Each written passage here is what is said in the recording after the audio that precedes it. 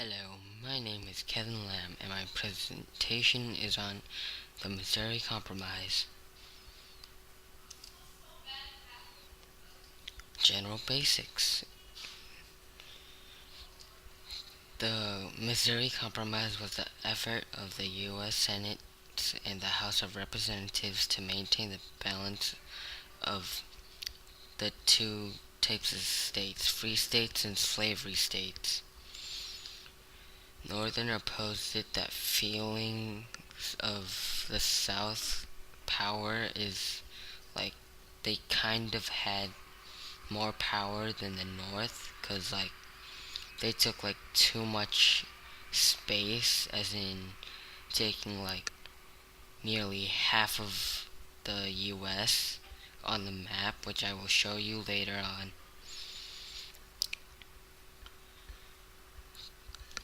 Slavery had already went to the Northwest. It got has it already had creeped into the northern West in somewhere around 1787. Representative James Tallman Jr. of New York offered two amendments to the Missouri State Bill on February 13, 1890. The compromise was the main to keep the balance between states. The northern states are afraid that they're mostly going to become slavery states, which is what they don't want. Representative James Tallman Jr. of New York offered two amendments to Missouri statehood bill so that the states could stop creating slavery in the North. The first prohibited any further importations of slavery into Missouri. The Congress debated for a long time until they thought of a way to create the states equally by having Missouri become a slave state and Maine to become a free state. They debated that they wouldn't want Missouri a slave state, but they did it anyway to stop getting complaints from the South.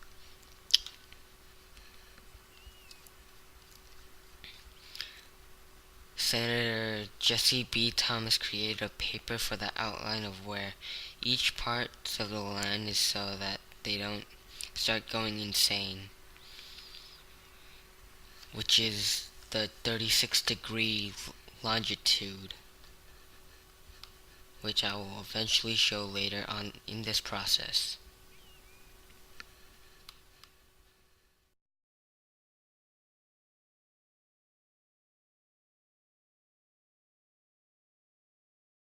Hello, we are back and we are now doing the problems. It united because it stopped the South from crediting from the Union by giving them Missouri as slave states and having Maine join as a free state. It divided them because it further inflamed the slave issue and said future states south of Missouri would be slaves and the North would be free, cutting it down to the middle. When President Thomas Jefferson purchased 828 acres of heartland from the Napoleon of France, was a little more than $11,000 in 1803. He was overjoyed with the protests of securing the vital Mississippi River and the port of New Orleans of American interest. Louisiana had been carving out as a slave state in 1812.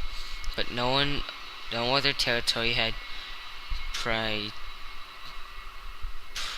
petorted Congress for statehood out of the purchased lands until Missouri did so in 1818. Also wanted to enter the Union as a slave state. The way they divided the U.S. apart was by creating equal amounts of slavery in free states.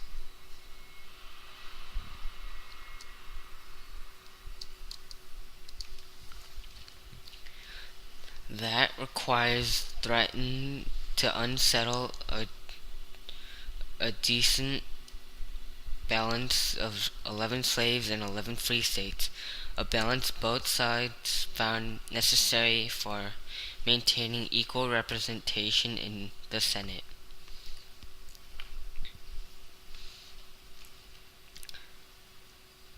On the other side of Essel, most northern representatives were not abolitionist or abolitionist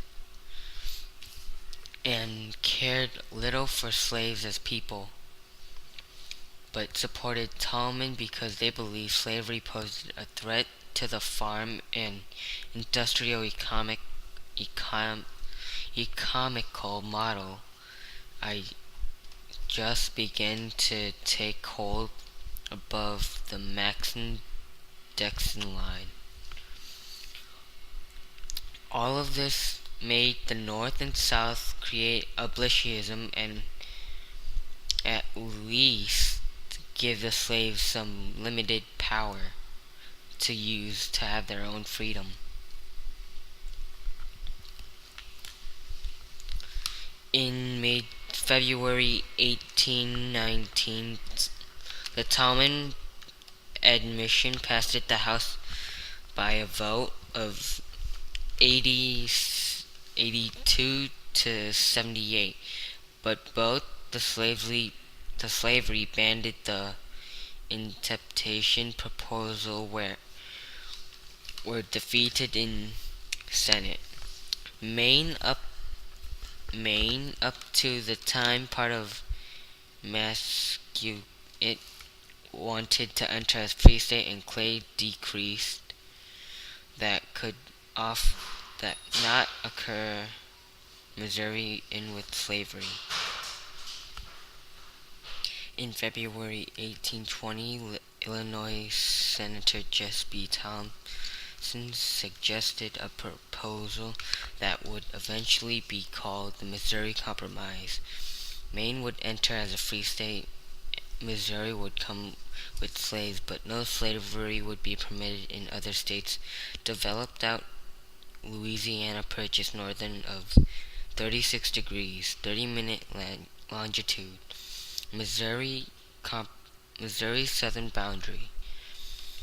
So right here it shows the boundaries from the 36 degree longitude by 30, and like from here starting from like California all the way to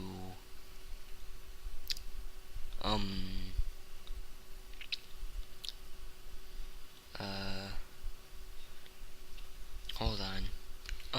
On the map it shows the 30 degree the 30 degree the 30 degree longitude from California all the way to Virginia.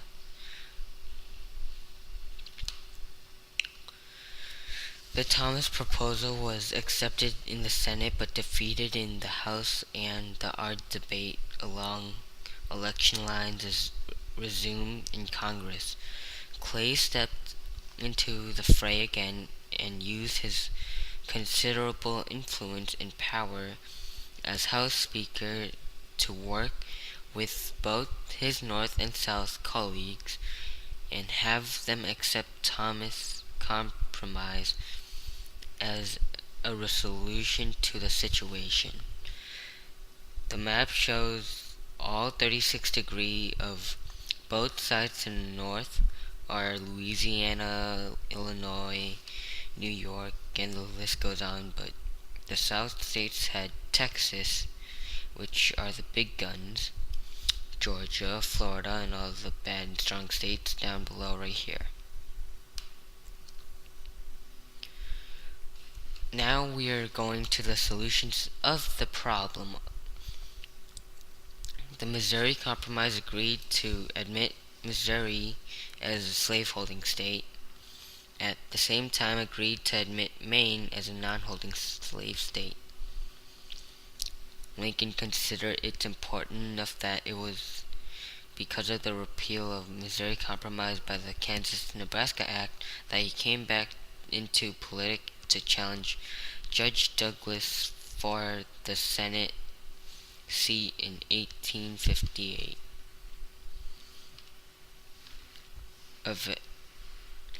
By doing this, they created an even country of having two types of freedom.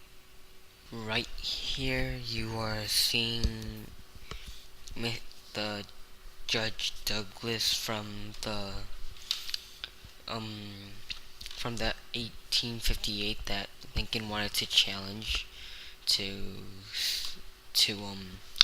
have free states and other stuff. First, Missouri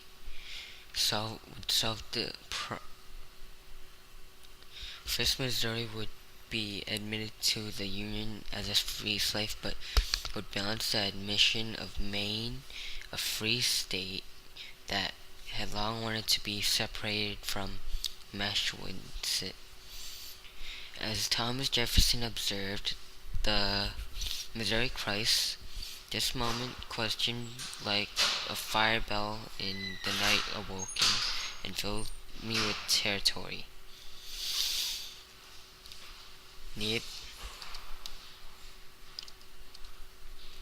Nevertheless, it lasted for over 30 years until the Kansas and Nebraska Act of 1854 determined the new states northern of boundaries deserved to be able to exercise their sovereignty in favor of slavery if they choose so. African Americans opposed slavery, and the news and of some Congress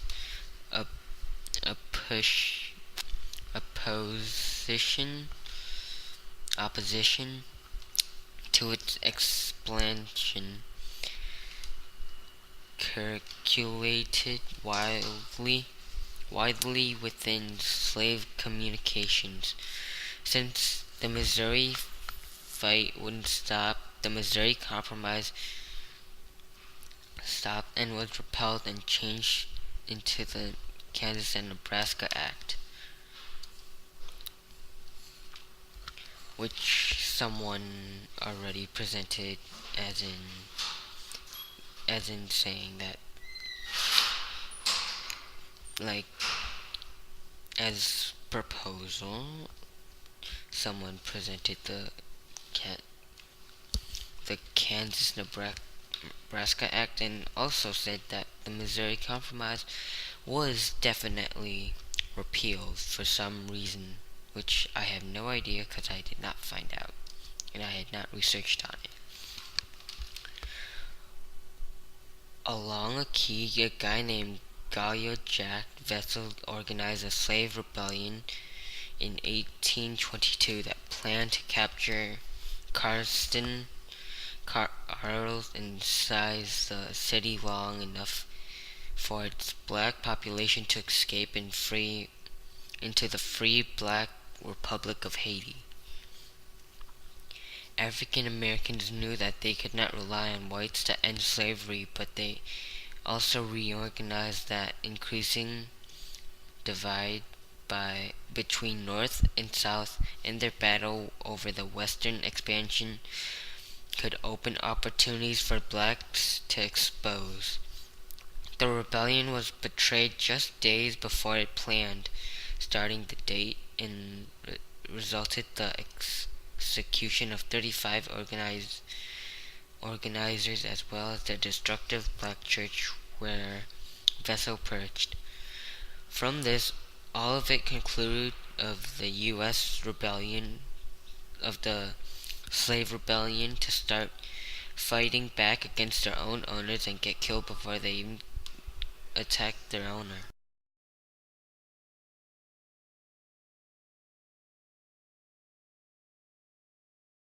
The curses of war! While the Missouri Compromise effectively settled the question of slavery from the 1820 to 1854, it began the sectional conflict that eventually brought the nation into the Civil War. The repeal of Missouri Compromise through the 1858 Nebraska Act was more impactful than the compromise itself, according to the history of Robert Frobe.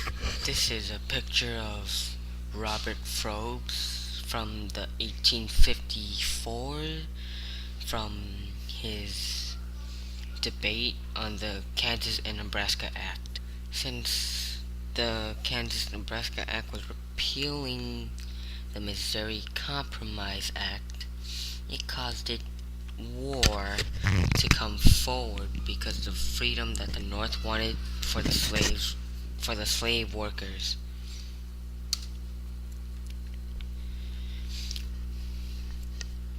Hold on. In 1857, Chief Justice Roger Tangle ruled in the case of Dred Scott, which someone alluded to,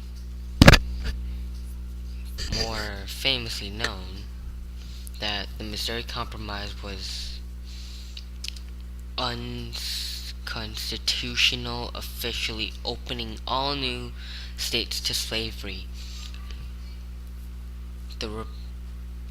While its effectiveness settled the question of slavery from 1820 to 1850, it repealed began sectarian conflict that eventually brought the nation into war. Because the President created more land for slavery, the Northern went to those other states and fought for the land so the country could be even, since the Missouri Compromise since the Missouri Compromise was repealed. Northerner, led by Senator Rufus King of New York, argued that the Congress had power to prohibit slavery in a new state. It repealed by the Missouri Compromise was criticized by many Southerners because it established the principle that the Congress would make law regarding slavery. Northerners on the other land committed it for accusing in the explanation for slavery. Since Senator Rufus prohibited slavery in a new state, they had to argue so much that the other people in the other states around started war because they wanted land, and Rufus and the Congress kept on debating it. They wouldn't either choose one opinion or the other.